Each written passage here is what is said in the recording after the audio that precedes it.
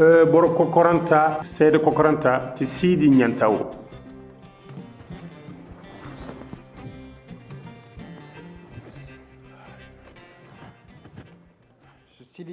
Sidi Nyantao 2018 boro hinza ini di Kwakuru koirara Kwakuru matikarani koira ayo wo arandi ba journal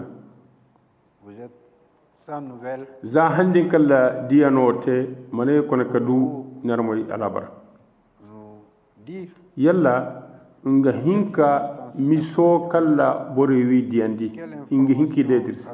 makintal habari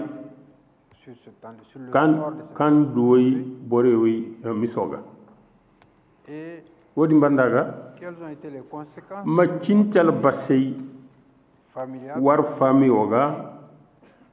zama ay gabe kan borewi kanini di matikar bor mananta ni bor mananta o fondo goy irkoma ganda yenendi irkoma inonga albarka ay mawti sidi nyantawo ay yana ay kala Kwakuru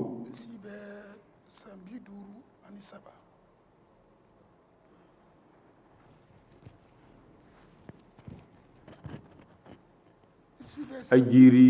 woygu cinde hinza teleta ko tagi agayti maire 3e adjoint Kwakuru shikala kewa communora kewa commune gonda koyro wikindi iddu nda daga woygu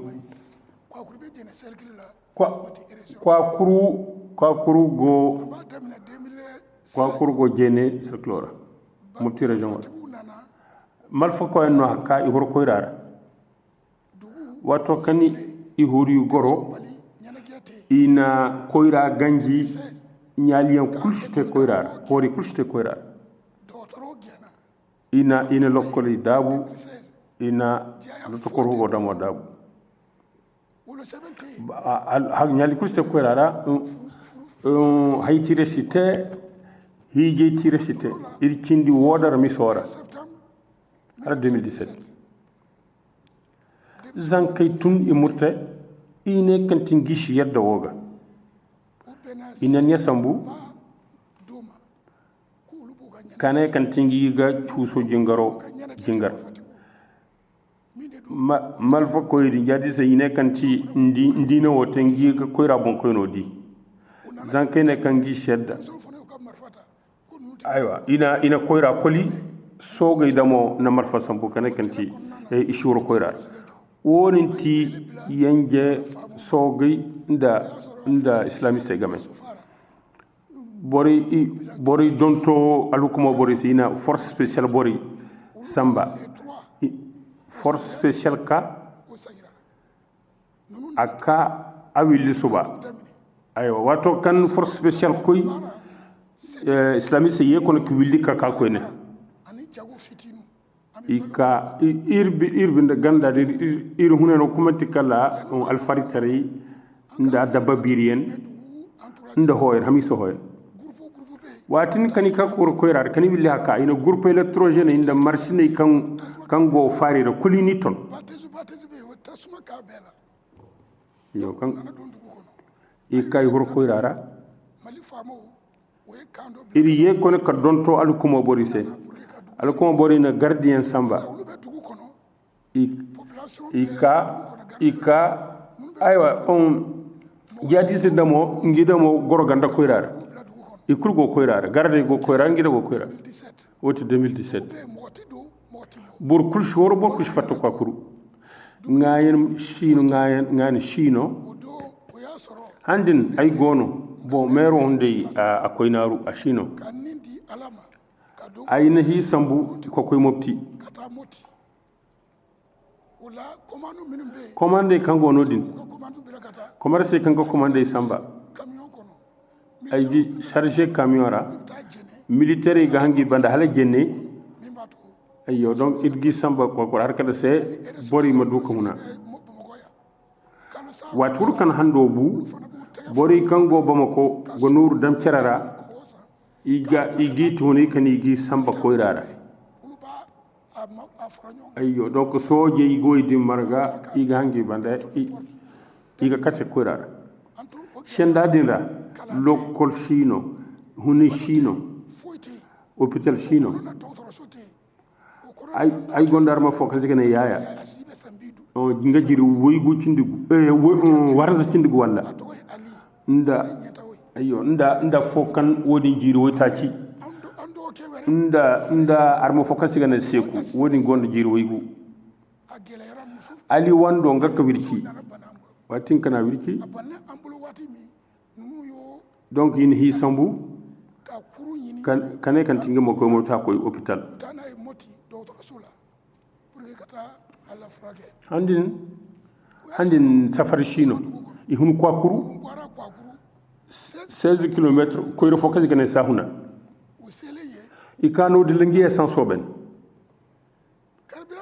essence sodin kamben inengi may essence sambu kala mal foko en dié donc i fatibande i koy ina irarma hinzadin nda aru hinka kango hiyora woydin inidi wato kani hun sahuna inidi donc woy bore hunde ini zumandi ini tan are hunde inidi are din borotaki woni yobiyanno agaram hinza gira woy bore willi hakwa kuriga hen ibeyrandi kanti ngikornye hunde inidi woti le 17 mars 2017 ayo village o ino colline vers ine dam embargo mo koira zanki kango bamako woydi ngal nour dam cerara igati hunay iga samba koira wodi kakate ayyo bon bori hinkuna aywa so gand koira sogay damo ihun ine songi ma fat koira watto kan ima kantina bori dindi bor hinza ora hala songo irman dungal habar bor hinza yaya agonda wanda fondize wo hindamo gonnangi wande nda izagu i manti kala ngi hugo doba ngino mangi hugal mashaka sambu hon nongo kalirgo bori kango fami wara nangi bori kango fami wara ishinka ba iguna za borshbe walin kabu walin kuhuna wo shandeno za zikoy irman dal habar inni ceyci nugo kul irman dal habar kul ishinda la habar iga wo shandeno hala kando so wodin irshihin ko wodin kambe zan kay kangono ishbenu kala ikoy hay fo kanir digawi ndirin ka bay ibu wali gona wodi diga ba kër gat za atakote bori kambu ko kuru gabi sa boro way so gay kan koy naru kan koy ganjora irma kanti afo kan koyra wodin bu ay wala kabu ayo songo boronda bor kandere ndirbe kanti abu borgi hinka saraga ate ima bayre gorate wo shande berno kangirga za boro kan koyr shibarabu fondo boy monsieur Nyantao pour votre chez nda deda kandate kanga hesko boro bino mari boro hinzao kandere i kulmanti kala war fami borenno yalla boro hinza kanini di i kulmanti kala war hugo borenno wala est-ce que cela a eu des conséquences yalla makintal basay kan wokata fami oga zay hun fami ora i manti kala hugo hunde doba no ngino ngigal hugo almushakka kulgo wo ma problème so da woy boy ne zanke kangon wonti problème nan watu kamboro diye heni rigo buru kulshin ka hugora ndaje za bora ma janka mundi ama he wodinti problème hugora iwul shuba hakkan daga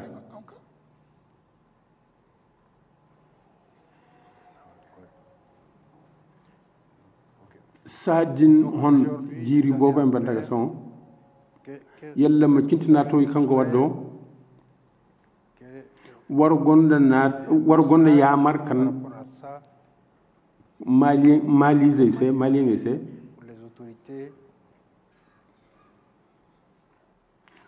wo kan gaido kane ga bai ma ai shi ba kala bori kan agati mali igo mali gun wara tari wani bori kan go malira imate irkose nda boro gondal habar agarma hinzawo gi ma harise ayyo har ma duka sarga iran wais ayyo ndin ko bu hakani rigate irmate ndin kamana boda wodin bandaga wo kan riga wiri alhukumo borega ima kangi dogera ima ngi jara sambu ir bori kankoy i gondan gi wande nan gizai hakani gi hin katise ima tise bori kambu hakan gi hima katise wodin dirga wiral hukuma borega amatise fabo fondara wo kan dirga wiri ko ira ma waga ko ira mantikala alfarik ko yenno rishiba kali ngaruga din fondara ima moto pompe tise ima moto pompe nise hali maduka alfarik tayte wodin faba ndira gabaga hali maduka ngaru goyde ni imi goy songo da yobu shino imir faba wodin fondara yo be ma fera hala woy bori mi hinkadu noru kaina zan kai kan koy ima centre feri se ima willi haka koynen ima ka ko goy danden no nda koy rara o kan diga wir koynen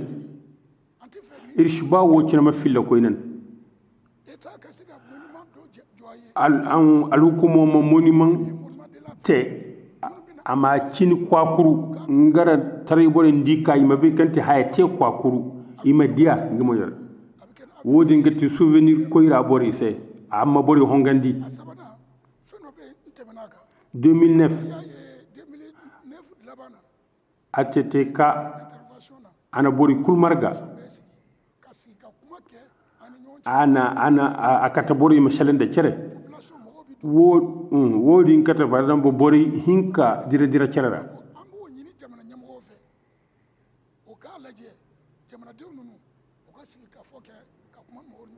ayyo ima bori marga bori mashalenda kere nda donzon kabu maliza kabu nda mali soje kabu maliza no kabu nda malfo ko da mon wodi har songo maliza no kabu ima bori margi mashalan isa da kere wo kan ga yuri malinge izai kulga ima ya fice ke kiraga ima lahanan kirse fulan shi hinka barno nun kalla bozo shi hinka barno kalla fulan shi nda bozo nan ndirman hinka ya fa kirse alors wodin ashbori al hukumo bori ima kingi dogori mangi jara sambu biriga